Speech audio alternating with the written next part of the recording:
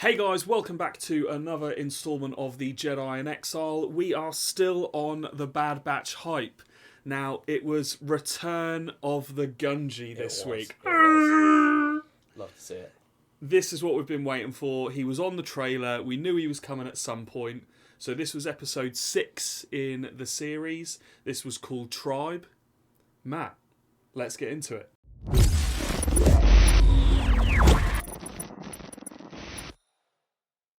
So, I loved this episode. I think... Spoiler alert. Yeah, exactly.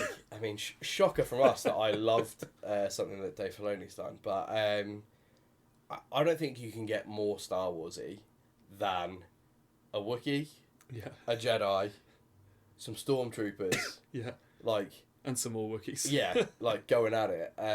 No, this was class. And I felt like they really did that awesome thing that they've been doing throughout this series of kind of telling some little sub-narratives that don't necessarily get the full attention of the episode, but kind of have a little bit of a reflection of what's going on in the kind of galaxy at this point. So the fact that Gungi, when Omega was helping him, was absolutely fine, and then the second that he spotted that it was clones that were with her, he then was very reluctant and a bit kind of apprehensive about trusting them.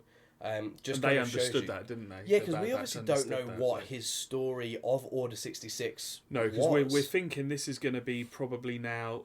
It's hard to know the timeline, isn't it? But we think he's definitely older, right? Because he's bigger. Yeah, he is. Yeah. Obviously, we see him. We're first introduced to Gungi in the Clone Wars when they're building the lightsabers, aren't they? When Ahsoka takes the younglings to Ilum to obviously get their crystals. So, and I think at that they're going to be around 11 or 12 at that age, because I think you have to become an apprentice by the age of 13, otherwise you leave to go to the farming worlds. Yeah. If that's to go to the agriculture anymore, if that's still canon, which we don't know.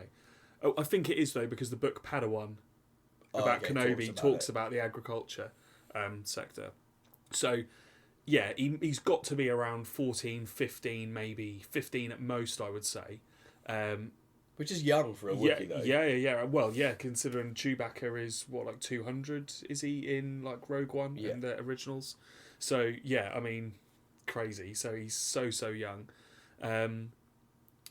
So, yeah, I mean, I liked that we explored, just to see more of Kashyyyk. Obviously, the only time we really see Kashyyyk is, obviously, Episode 3, Yoda is there.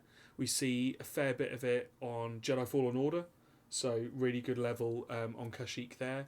But this is the art that goes into, obviously, the animation and everything. It was just so cool to see these big trees and see the whole...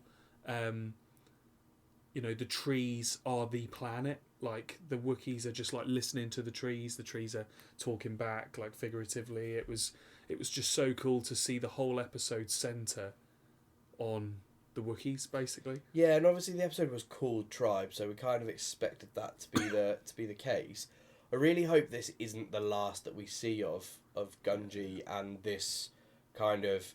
I feel like this could definitely be a longer term thing, whether he appears in the odd episode as we go forward. We know that Kashyyyk is conquered by the Empire eventually, isn't it? It's all the Wookiees are enslaved, so we know that this can't be the end of this story.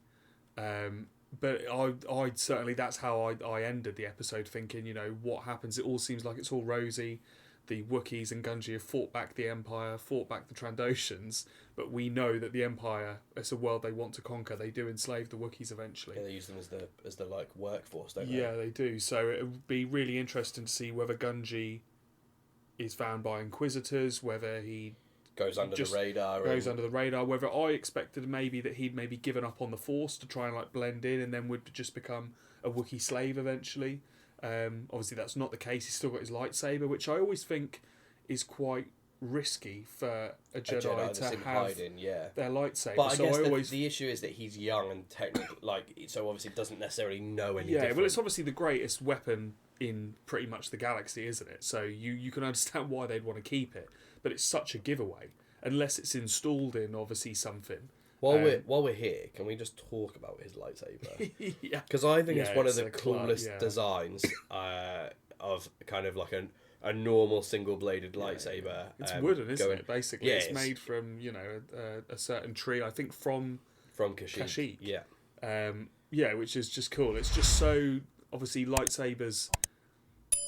I often look at lightsabers, and I know this is kind of a thing you would do because we are. How do I explain it? I associate a lightsaber and think, oh, that looks like that person's lightsaber. It's like Mace Windu's lightsaber looks like it belongs to Mace Windu, and I know that your mind probably makes the association. Associates it anyway. But I feel like that lightsaber clearly is for Gungi. Like that is clearly his and his alone. And it's absolutely class.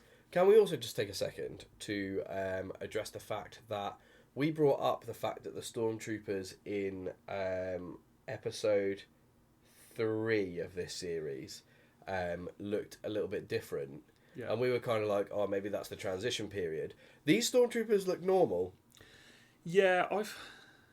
It's interesting to see in this whether we're going to see it in this series or whether we're going to see it in other series or it's not going to be explained fully, but I'd like to know when they stop using clones and they get to the regulars. So I feel like we're going to see it maybe towards the end of this series. Well, we're starting to see kind of that build that's going through. Yeah. But then do they just wipe out the clones? Is there like a whole like genocide of clones?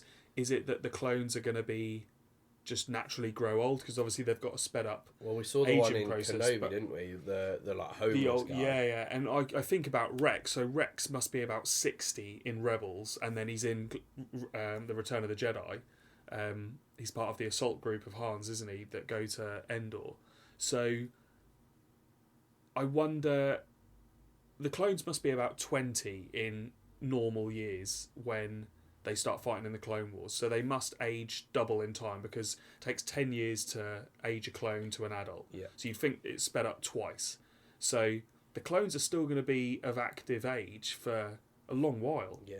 So I do. That's the big thing for me. The big question mark. Whenever I see the stormtroopers, I'm waiting for the voice, and obviously it's still D. Bradley Baker. Yeah, and we kind of I'm kind of waiting to see what happens with the big reveal we got at the very end of season 1. Sorry, where they kind of took was it Tanwi or Lama Su? Yeah, Lama Su. I think. To the kind of like cloning. Like the Empire's research center, because there must be something going on there as well that I think we'll get to explore. Like I don't know if we spoke about it in the last episode or the one before that, but obviously the whole, I think we've kind of forgotten about this, but Omega, like the whole like. She's she's what was one her of purpose? I don't know if she's part of Clone. She's not Clone Force 99, but she's that experiment. No, she's essentially the original. Because everyone thought it was Tech, didn't they? Yeah. But no, Echo. The original, Boba, as in Boba Fett, is essentially she is the same, isn't she? Yeah. She's an unaltered clone, other than gender. Yeah. Yeah, and that's where I feel like that's what should be the big reveal, but obviously because it's the world. And again, we've spoke about this in previous episodes, that this is the era of Star Wars that we're really now into. We want to know what happens between episode 3 and episode 4. And I feel like because of the whole when do the clones become stormtroopers, seeing obviously any Jedi that are left over, Omega has kind of been pushed on the back burner a little bit. But actually, that's what the Bad Batch, this series, is kind of about. And that's definitely how obviously season 1 ended as well. So there's so many unanswered questions. And like you say, I'd almost completely forgotten about Lama Su and that she was taken off, wasn't she, like to another research facility. So there's so many unanswered questions. I love the fact that we're not very far into this as well, and we're like, when are we going to find out? Yeah, I know it's episode 6. I feel like we have actually had quite a lot happen in this series, whereas season 1, obviously, we had that extra long episode 1, which is like an hour and something long. But then it got a bit slower, and obviously it was building that world of what the Bad Batch were in. This is the thing, isn't it? Is that it's because this is season 2. This is the beauty of a season 2, is that you don't have to spend that time to build the world, do you? Lore building, introducing people to character traits and all of that kind of stuff. So, no, really good. As I said, I loved this episode. Thought it was class.